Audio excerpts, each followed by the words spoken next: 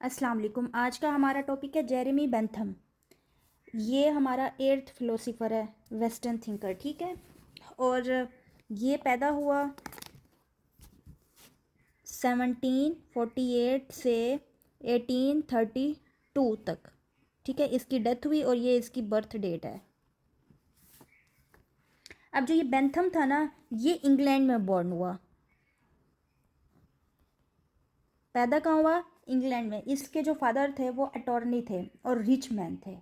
Bentham ने जो है ना अच्छी एजुकेशन ली, गुड क्वालिटी ऑफ एजुकेशन उसने हासिल की। उसने जो है ना अर्ली एज में ही रीडिंग स्टार्ट कर दी थी। उसने लॉ स्टडी किया, लॉ, ठीक है। उसने क्या स्टडी किया? लॉ। और उसके जो फादर थे वो भी इसमें इन्फ्लुएंस थे, तो उन्होंने भी इसको लॉ में आगे प्रैक्टिस भी इसकी स्टार्ट करवाई। तो इसने लॉ में आगे प्रैक्टिस स्टार्ट की। He started practising law. But वो उसको ना ये फील हो रहा था कि इसमें ना मैं मिसफिट हूँ, ठीक है। उसको मज़ा नहीं आ रहा था, तो उसने क्या किया? सो ही लेफ्ट द प्रैक्टिस। जब उसने ये लेफ्ट कर दी तो उसने अपना लाइफ का बकिया जो हिस्सा था वो रीडिंग और राइटिंग में स्पेंड किया। He not only wrote books, he also wrote law for different state, जैसे कि इंग्लैंड, फ्रांस, रशिया और भी बहुत सारे, ठीक है। क्योंकि उसने लॉ में तो स्टडी की हुई थी, उसने प्रैक्टिस छोड़ी थी, उसको लॉ का बहुत नॉलेज था। तो इसने सिर्फ वो लिखा नहीं, उसने जो है ना लॉ भी बनाए डिफरेंट स्टेट्स के। इसकी जो मोस्ट इंपॉर्टेंट बुक है ना वो है introduction to the principle of moral and legislation. Introduction to the principal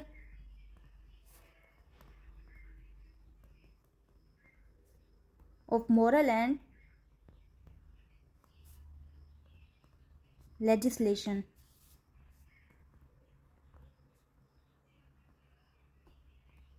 ये इसकी फेमस बुक है, इम्पोर्टेंट बुक है। तो इसके ऊपर जो क्वेश्चन आ सकता है वो आ सकता है थ्योरी ऑफ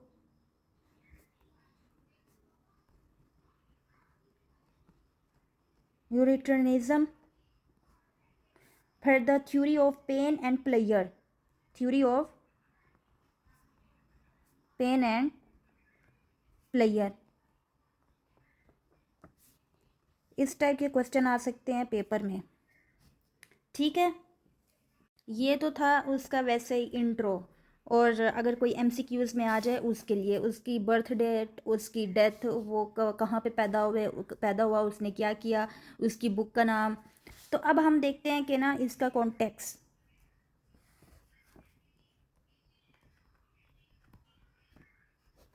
कि why he gave the theory. उसने ये थ्योरी क्यों दी? उसने ये theory of pain and pleasure क्यों बोला, क्यों दी? अच्छा, जो बेंथम था ना, वो जिस टाइम पे रह रहा था मतलब जब वो उस दौर में ना डेवलपमेंट हुई थी यूरोप में ना, मतलब जैसे रेवोल्यूशन एक स्टार्ट हुई थी। मैं आपको बताती हूँ 1688 में ना, 1688 में वहाँ पे ना एक बहुत बड़ी रेवोल्यूशन हुई थी बरतानिया में। पहले जो मोनार्की थी ना, हमने पीछे सारा पढ़ा है कि वहाँ पे एक मोनार्की हुई थी। तो वो मोनार्की ख़त्म हो गई थी, मोनार्की रिमूव हो गई थी। और वार जो है ना, विदाउट वार कोई जंग नहीं हुई, कोई कुछ नहीं हुआ, ऐसे ही ना मोनार्की ख़त्म होके एक नया इनकलाब आया। वहाँ पे जो है ना पार्लियामेंट जो पावर थी ना उसको बढ़ाया गया और मोनार्की को रिमूव किया गया। इसको हम ये भी कह सकते हैं ब्लडलेस रेवोल्यूशन।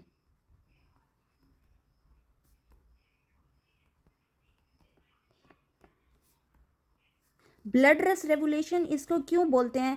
कि कोई वार नहीं हुई, रेवोल्यूशन विदाउट वॉर हो गई, ठीक है। ऐसा ही होता है ना, किसी मुल्क में, किसी स्टेट में इनकलाब लाने के लिए जंगें होती हैं, उसके लिए एक प्रॉपर मतलब होता है, उसके खिलाफ खड़ा होना होता है और ये सब। लेकिन वहाँ पे विदाउट वॉर रेवोल्यूशन आ गई, ठीक है।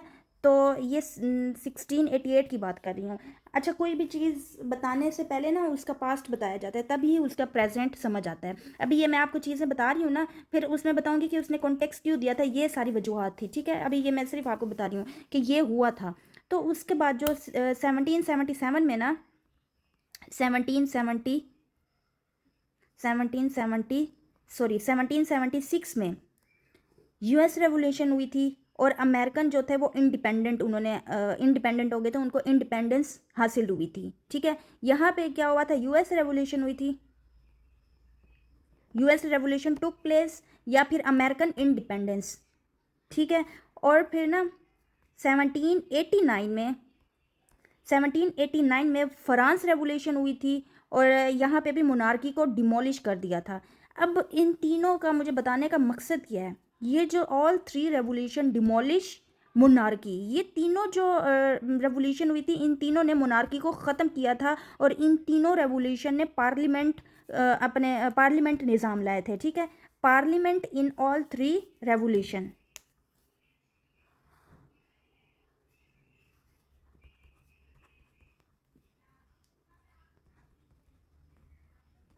पार्लियामेंट इन ऑल इस थ्री रेवोल्यूशन में, all three revolution.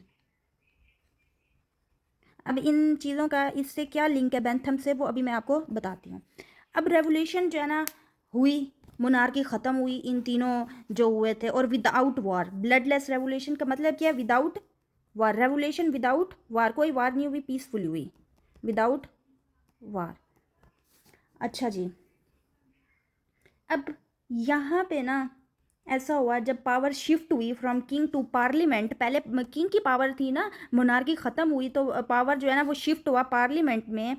Power shift कहाँ से पार्लियामेंट हुआ, king to parliament. When power shift from king to parliament, ठीक है, तो क्या हुआ, इन्होंने ना पार्लियामेंट ने बोला कि जो क्वालिटी ऑफ लॉ है शैल be measured from its impact not the source. अब इसका क्या मतलब है कि जो वो है क्वालिटी ऑफ लॉ है शैल be measured from its impact not the source, इस बात का क्या मतलब है, इसको हम ज़रा समझते हैं। ये है मोनार्की। अच्छा, फॉर एग्जांपल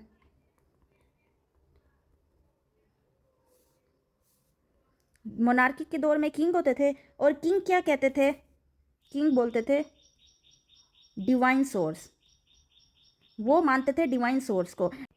डिवाइन सोर्स का मतलब क्या है, वो हमने जो पहले पढ़ा है, किंग जो होते थे वो क्या करते थे, पोप की बात मानते थे, और वो जो कहते थे, और वो कहते थे कि ये जो है ना जो भी हम कर रहे हैं ना, मतलब जो हुक्म दिया है, जो भी फैसला वो करते थे, और वो कहते थे कि ये क्या है, जो खुदा है ना ये उसका फैसला है, ठीक है। वो खुदा के फैसला समझ के वो जो भी फैसला देते थे, जो हमने पीछे पोप वाला सारा पढ़ा है, वो पोप से पूछते थे, ठीक है। ये मोनार्की थी। तो वो ये उनमें ना ये इम्पैक्ट मैटर नहीं करते थे, लोगों का क्या राय है वो मैटर नहीं करता था, इम्पैक्ट डज नॉट मैटर।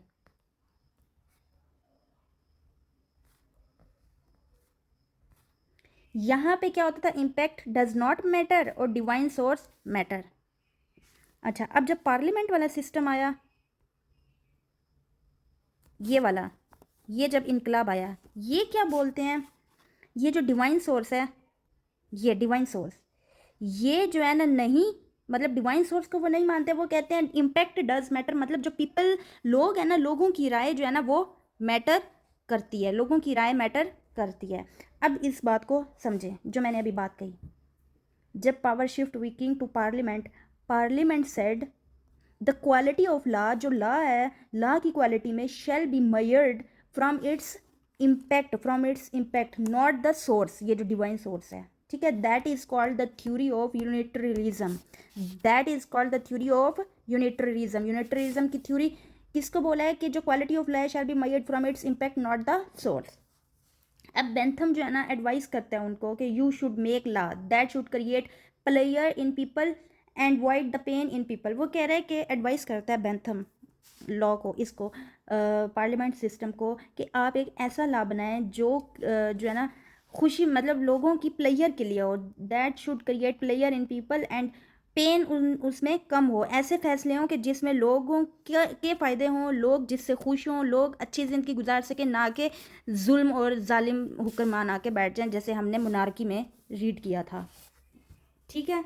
तो जो बेंथम है, बेंथम ने अब जो थ्योरी दी ना, Bentham gave theory as an advisement, वो एज अ एडवाइस के लिए वो थ्योरी देता है टू द पार्लियामेंट, पार्लियामेंट को देता है ना कि हाउ टू मेक लॉ, कि लॉ कैसे बनाएं, क्योंकि बेंथम जो था वो क्या था, लॉ का स्टूडेंट भी था, उसको लॉ भी आता था, और उसकी जो काफ़ी सारी बुक्स हैं उसने लॉ पे भी बनाया, और उसने बहुत सारी कंट्रीज़ के लिए, हमने स्टेट के लिए पीछे बात किया कि उसने लॉ भी लिखे हैं। तो वो एडवाइस, एज ए एडवाइस पे वो पार्लियामेंट को जो है ना एडवाइस देने के लिए वो एक लॉ लिखता है। That theory is called theory of unitarism. उसकी बुक का नाम था जिसमें ये थ्योरी मेंशन है, ये introduction to the principle of moral and legislation. अब जो इम्पोर्टेंट रीज़न है कि उसने क्यों दिया है, he give the theory when he was in that time when power was shifted to the parliament. Power shift हो रही थी पार्लियामेंट पे, उसकी मेन रीज़न यही थी कि पार्लियामेंट पे शिफ्ट हो रही है, उनको कैसे उनकी एडवाइस दी है उसको कि कैसे ये अपनी पावर को डिसाइड करें, ये सब। Bentham gave the theory of unitarism because of geopolitical environment of Europe at that time, in which power are being transferred to parliament, and parliament were not having any clue what should to be basic factor of law. Parliament were not having any clue. Parliament के पास कोई ऐसा वो नहीं था कि what should we do, हम क्या factor दें law में, हम क्या करें. So that is why, that is the main reason that he gave the theory of unitarianism. अब वो थ्योरी क्या है वो हम रीड करते हैं. आपको अच्छे से समझ आ गया है ना कॉन्टेक्स्ट की. वैसे मैंने डीपली वो एक्सप्लेन किया और हर एक सेंटेंस को दो दो तीन तीन दफ़ा बोला है ताकि एक बारी में समझ नहीं आया तो आपको दोबारा मैं बोलूँ समझ आ जाए. दो तीन दफ़ा इसलिए रिपीट किया कि अगर एक चीज़ समझ आई है तो दूसरी दफ़ा वो चीज़ आपके जहन में बैठ जाए. सो अब हम उसकी थ्योरी को डिस्कस करते हैं, देखते हैं थ्योरी में उसने क्या बोला है.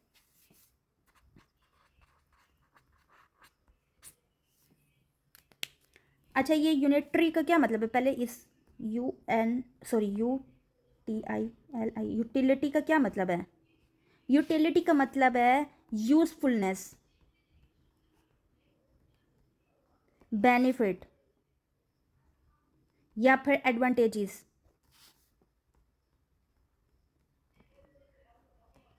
बेंथम कहता है कि जो यूटिलिटी का प्रिंसिपल है वो ये है कि जो लॉ है उसमें मस्ट बी यूटिलिटी, लॉ में यूटिलिटी होना चाहिए. ठीक है, अगर एक लॉ में लॉ को जज किया जा रहा है यूटिलिटी पे तो वो गुड लॉ है. अगर एक लॉ में यूटिलिटी होगी, अगर वो यूटिलिटी नहीं है तो वो एक बैड लॉ है. If it has some utility और not. If a law has utility, then it is a good law. If a law has no utility, then it's a bad law. अब ये utility खुद एक utility है क्या? अच्छा, utility का मतलब है कि ऐसा लॉ जो लोगों पे इम्पेक्ट, गुड इम्पेक्ट डाले. ठीक है, जो लोगों पे गुड इम्पेक्ट डाले और उनके जो बेसिक सोर्स हैं उनको वो कंप्लीट करे, लोगों में मतलब उनमें एडवांटेजेस बेनिफिट्स लोगों को दे, तो वो क्या है, यूटिलिटी. अगर वो ऐसा इम्पेक्ट नहीं डाल रहा तो वो क्या है, बैड लॉ. ठीक है, वो यूटिलिटी उसमें होनी चाहिए. ठीक है, अगर वो नहीं है तो इसका मतलब वो बैड लॉ है. अब इस लॉ को हम देख लेते हैं. ये तो वैसे यूटिलिटी की मैंने आपको बताया क्या होता है. अब देखते हैं ह्यूमन नेचर.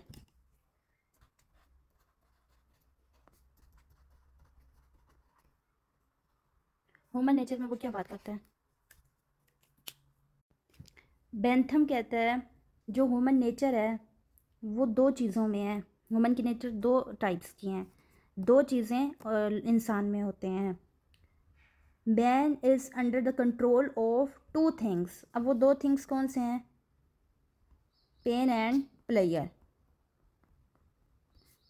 पेन और प्लेयर में. So we are the slave of these two things. हर इंसान इन दो चीज़ों में दो चीज़ों में फंसा होता है. ठीक है, हर एक को क्या चाहिए, हर एक को अपने बेनिफिट्स चाहिए, अपना प्लेयर चाहिए, अपने आप को ज़िंदगी में आगे बढ़ाने के लिए सुकून चाहिए, पीस चाहिए, किसी को भी पेन नहीं चाहिए. Every one want to gain the pleasure and want to avoid the pain. मतलब ये हुआ कि हर इंसान में डिज़ायर ऑफ प्लेयर है और डिज़ायर टू अवॉइड पेन. ऐसा ही है ना, कोई भी इंसान नहीं चाहता कि हमें पेन हो, हर इंसान चाहता है कि हमारे हक में सारे फैसले हो रहे हों. He says people like to maximise their pleasure and they like to minimise their pain. Bentham say the sense of good and bad is actually the sense which is desired from pain and pleasure. मतलब ये कि good और bad का मतलब ये है कि good जो है ना इन अ सेंस ऑफ प्लेयर और बैड जो है ना इन सेंस ऑफ पेन के पार्लियामेंट मतलब जो स्टेट है वो कुछ ऐसा निज़ाम बनाए कि which is benefit for their, अगर वो बेनिफिट फॉर पीपल होगा तो मीन डिज़ायर ऑफ प्लेयर, ठीक है, और फिर अगर जालिम होगी या फिर जो है ना लोगों का उसको ख्याल नहीं होगा विच इज़ ये पेन की तरफ होगी. So man has the sense of good for something that give him player and if anything give me player it's good thing. ठीक है, बेंथम क्या कहते हैं, अगर कोई चीज़ मुझे प्लेयर दे रही है मीन वो गुड थिंग है. If anything that give me pen it's bad thing, अगर कोई चीज़ मुझे पेन दे रही है तो वो बैड थिंग है.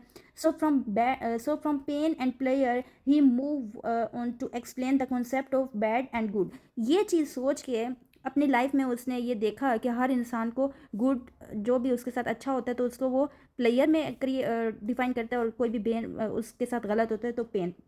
तो इस चीज़ को वो आगे लेके वो थ्योरी देता है गुड और बैड की, पेन और प्लेयर की.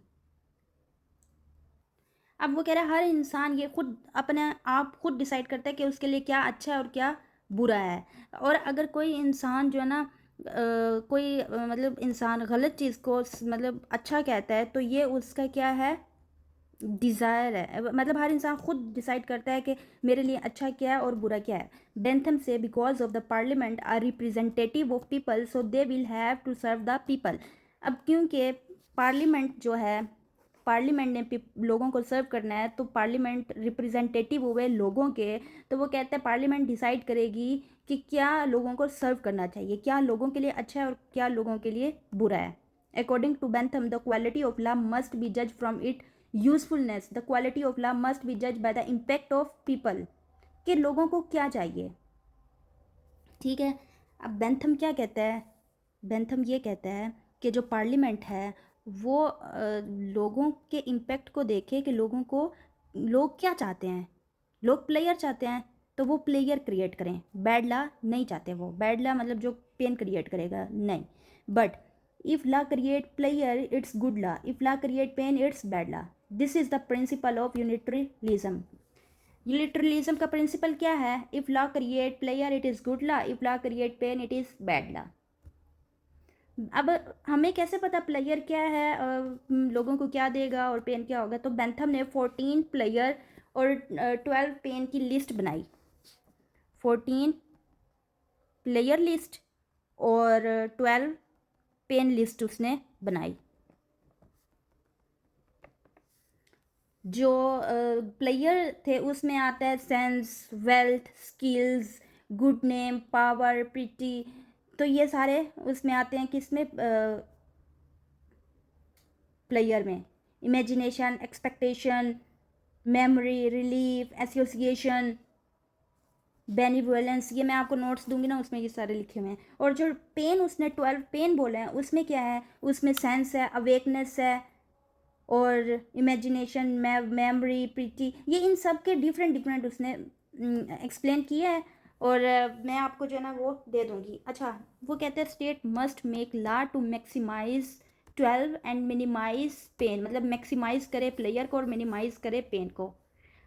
अच्छा, अब मुझे ये बताएं how to calculate pain and player.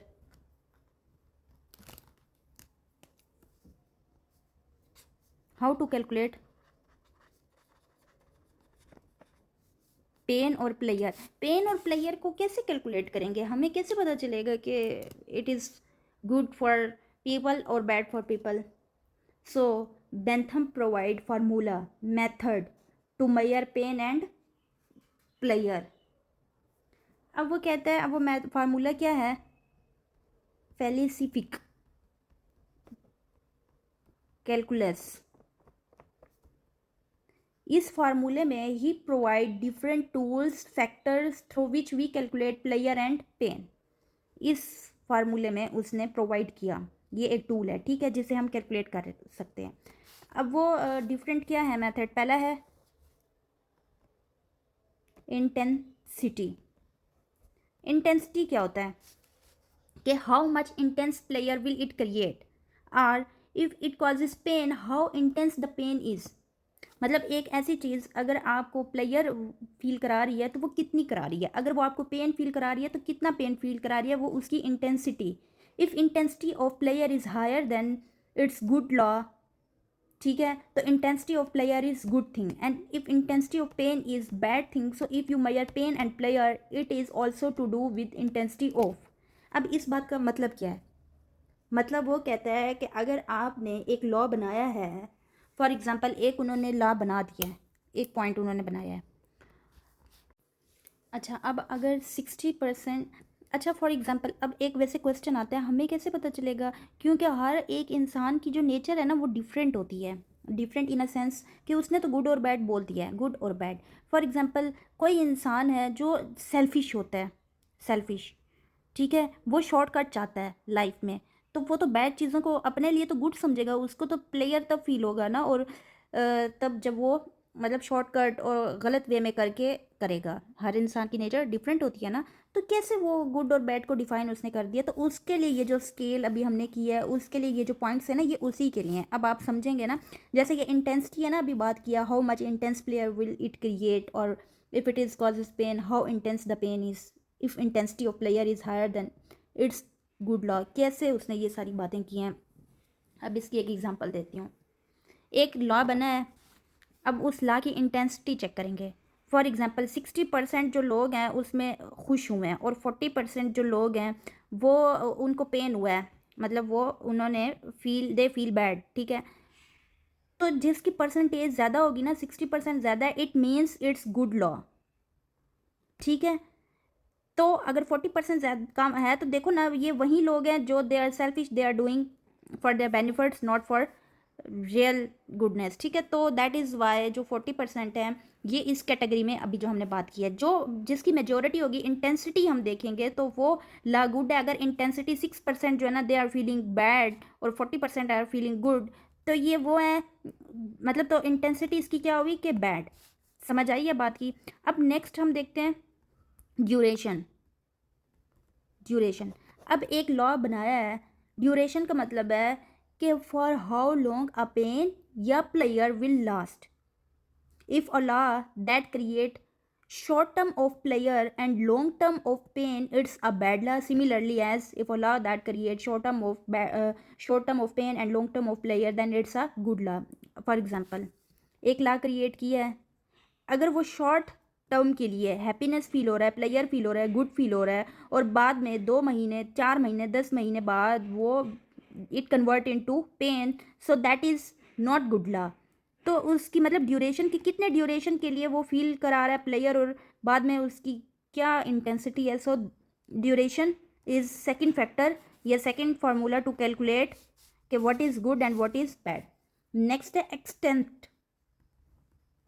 Extent कि how much people are affected by pain and pleasure. If maximum people are getting pleasure, it's good law. Similarly if maximum people getting pain, it's bad law. वही बात जो हमने ऊपर बात की है। Third है, सॉरी, फोर्थ वन है purity. Purity mean what the responsibility that one good law create the player. वो क्या रिस्पॉन्सिबिलिटी है कि गुड लॉ क्रिएट कर रहा है प्लेयर को। Mean if a law is made which create player and the player replicate itself and create more and more and more player, then it's good law, ठीक है। And similarly इस बात को अगर चेंज करके more and more and more and bad कह दें, तो वो क्या है? Bad law. आपको इसकी समझ आई है?